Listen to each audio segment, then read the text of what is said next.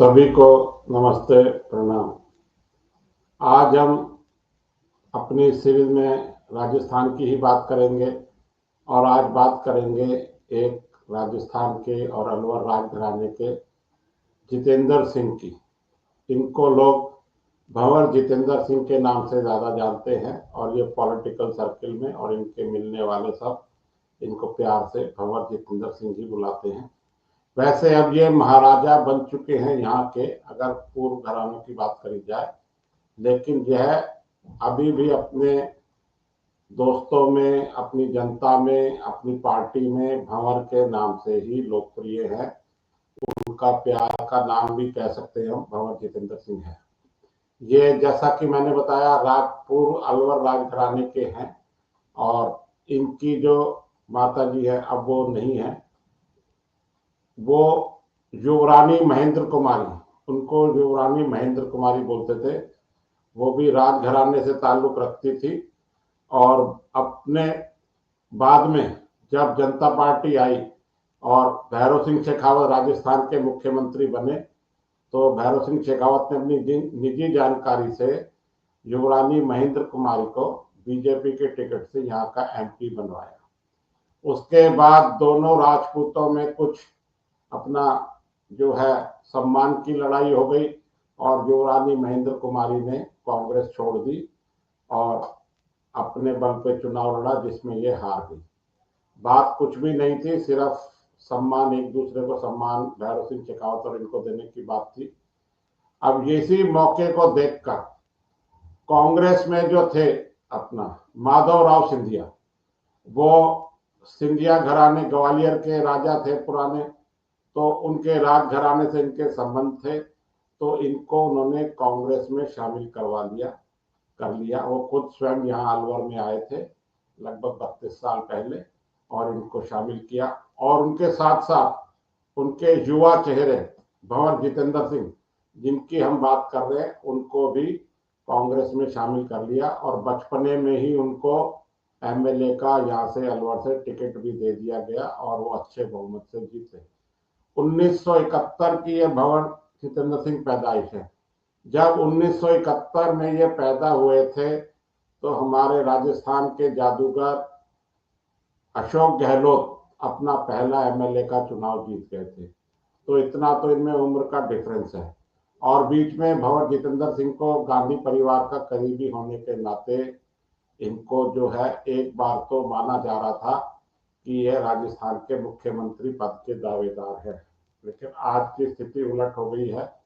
अब भंवर जितेंद्र सिंह 2 बारी लगातार एमएलए रहे, एक बार फिर एमपी बने, मेंबर ऑफ पार्लियामेंट लोकसभा के, और मनमोहन सिंह सरकार में स्वतंत्र प्रभार के राज्य मंत्री भी बने। रक्षा मंत्रालय, गृह मंत्रालय इनके पास था और अलवर के विकास का श्रेय भी इनको जाता है। ये बोलने में बड़े सौम्य और मधुर है, सबसे मिलते हैं, लेकिन ये अपना राजघराने का ऐठ भी नहीं छोड़ पाए हैं। मैं यहाँ शब्द यूज कर रहा हूँ, ऐठ। ये सर्वसुलभ नहीं है, इनसे मिलने के लिए लोग खड़े रहते हैं, इंतजार करते रहते हैं और ये लोगों से नहीं मिलते, वापस कर देते हैं। आज भी इनको अलवर का राहुल गांधी बोला जाता है। जो रुतबा राहुल गांधी का दिल्ली में है वो रुतबा इनका यहाँ अलवर में है। इनका भी अपना राजमहल है और पूरा दरबार के जैसे ही अपना लगाते हैं और सब मिलने जाते हैं और जैसे जनता को दर्शन देने राजघराने के लोग आते थे वैसे ये आते हैं और अपना फिर अंतर्ध्यान हो जाते हैं। अच्छा, ये ज्यादा समय जो है वो अलवर में नहीं रहते। ये यहाँ ऐसा कह के जाते हैं कि मुझे दिल्ली में राहुल गांधी ने बुलाया है और मुझे यहाँ जाना है, मैं उनके साथ जाऊंगा। ये उनके साथ जाते भी हैं, इसमें कोई नहीं शक है। इनको यूपी का, आसाम का भी चुनाव का प्रभारी बनाया गया, वो कांग्रेस नहीं जीत पाई। उसका श्रेय हार का भंवर जितेंद्र सिंह को नहीं दिया जा सकता, क्योंकि जब पूरी कांग्रेस ही पूरे देश में ही ग्राफ नीचे की तरफ है तो अकेले भंवर जितेंद्र सिंह भी क्या करेंगे। अब जो है इनका ऑरा जो है वो धीरे धीरे खत्म होता जा रहा है। अब ये पिछले 2-3 चुनाव से लोकसभा का चुनाव नहीं लड़ पा रहे हैं, क्योंकि यहाँ अलवर की है जो यादव बहुल सीट है, अब इनका नंबर ही नहीं लग रहा। यादव राजघराने के नाम पे ये 3 चुनाव तो जीत चुके हैं, 2 एमएलए का, 1 लोकसभा का, लेकिन अब जीतना संभव नहीं है। इसके बाद यहाँ से डॉक्टर करण सिंह यादव 2 बार चुनाव जीत चुके हैं, एक बार इनसे पहले, और अब लगातार 3 बारी से यह सीट जो है वो बीजेपी के पास है, और वर्तमान में यहाँ केंद्रीय मंत्री भूपेंद्र यादव यहाँ के सांसद हैं, जो केंद्र में और राज्य में दोनों जगह बहुत शक्तिशाली हो गए हैं।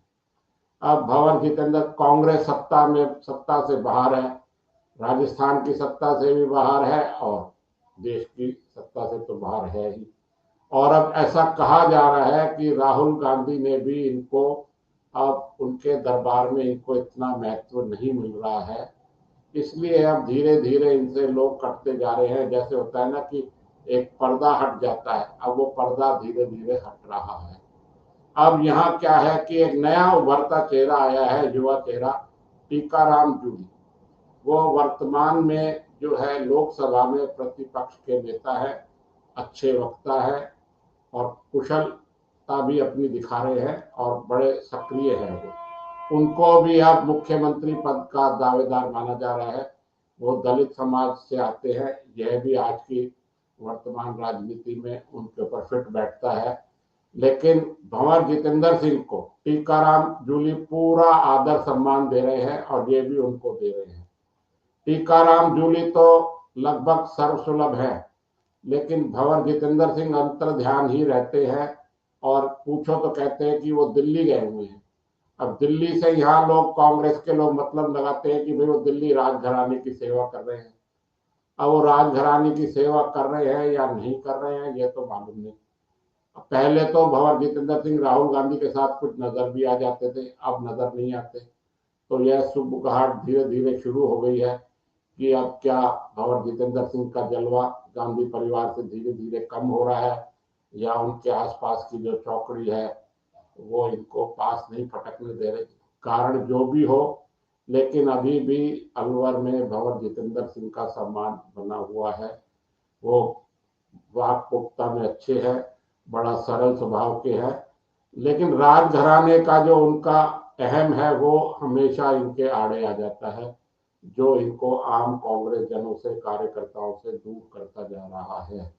इसके बारे में भंवर जितेंद्र सिंह सोच रहे हैं, नहीं सोच रहे, यह चर्चा का विषय हो सकता है। लेकिन अब भंवर जितेंद्र सिंह का चमक दूर हो रही है। अभी डॉक्टर करण सिंह यादव पिछले चुनाव में कांग्रेस के जो सीनियर मोस्ट नेता थे अलवर में, वो राहुल अपना अशोक गहलोत के टाइम मंत्री रहे, एमपी रहे, बड़ी बड़े पदों पर रहे। उनकी इनसे निजी दुश्मनी सी हो गई, और उन्होंने पार्टी छोड़ दी डॉक्टर करण सिंह ने, और वो बीजेपी में शामिल हैं। और इनके बारे में कई खुलासे किए, और बड़ा उनको भला बुरा कहा। अब वो तो यहाँ चर्चा नहीं की जा सकती, लेकिन उनका आक्रोश सबने देखा। ऐसे ही कुछ और नेता भी हैं जो पार्टी छोड़ के चले गए हैं।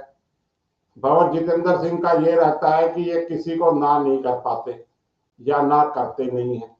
एंड टाइम तक यहाँ सब टिकट के लिए इनके दावेदार इनके पास आते रहते हैं, ये सबको आश्वासन दे देते हैं, निजी मुलाकात में भी, सार्वजनिक मुलाकात में भी, और अंत में जो भी होता है उसमें उससे ही अपना पल्ला झाड़ लेते हैं।